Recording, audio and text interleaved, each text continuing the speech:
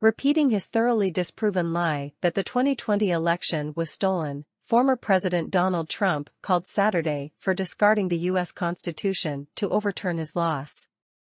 In response, pro-democracy advocates argued that Trump's comments, other recent actions, and the refusal of GOP lawmakers to denounce them are reflective of the Republican Party's growing support for right-wing authoritarianism. In a viral post on his so-called Truth Social platform, Trump wrote, "So, with the revelation of massive and widespread fraud and deception in working closely with big tech companies, the DNC, and the Democrat Party, do you throw the presidential election results of 2020 out and declare the rightful winner, or do you have a new election? A massive fraud of this type and magnitude allows for the termination of all rules, regulations, and articles, even those found in the Constitution.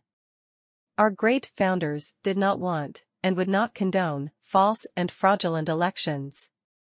As CNN reported, Trump's post came after the release of internal Twitter emails showing deliberation in 2020 over a New York Post story about material found on Hunter Biden's laptop.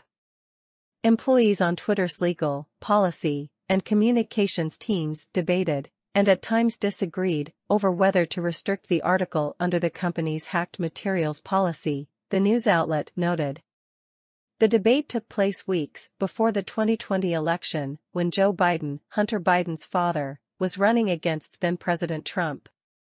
The administration of President Joe Biden, who defeated Trump by more than 7 million votes and 74 Electoral College votes, quickly responded.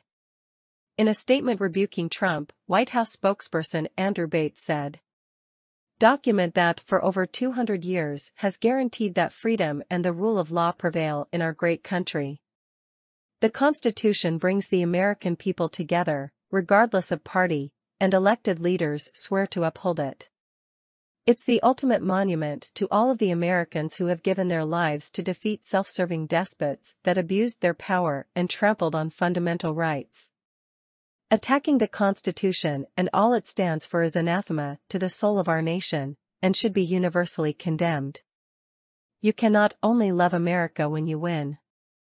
By contrast, Republican Representative Dave Joyce, Ohio, told ABC's This Week anchor George Stephanopoulos on Sunday that Trump's post, conveying his support for overthrowing the Constitution, is not a deal-breaker. The twice-impeached president officially launched his 2024 campaign last month. "I will support whoever the Republican nominee is," said Joyce, chair of the influential Republican governance group. "The leader of the Republican Party has just called for the overthrow of our fundamental law and the installation of a dictator."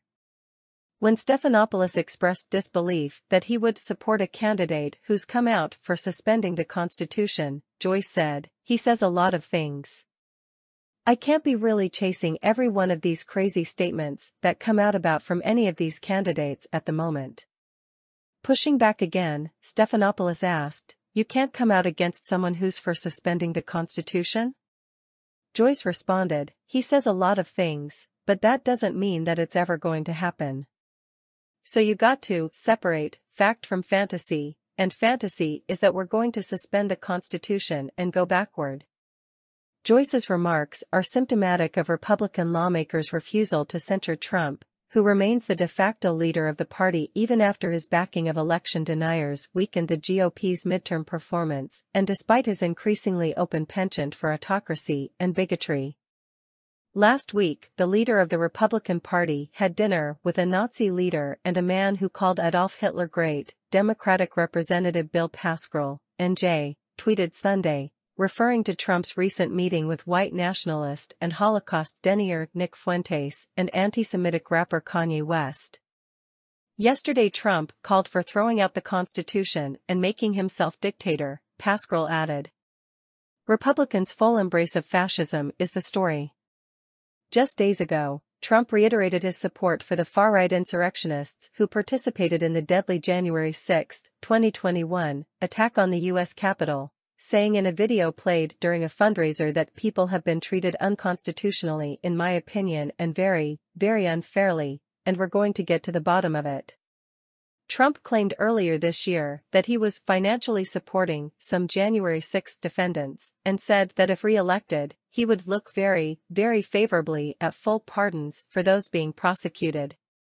More than 950 people have been charged so far, including 2 leaders of the far-right Oath Keepers militia who were convicted last week of seditious conspiracy. In the immediate aftermath of Trump's failed coup, 147 congressional Republicans voted to reverse Biden's victory.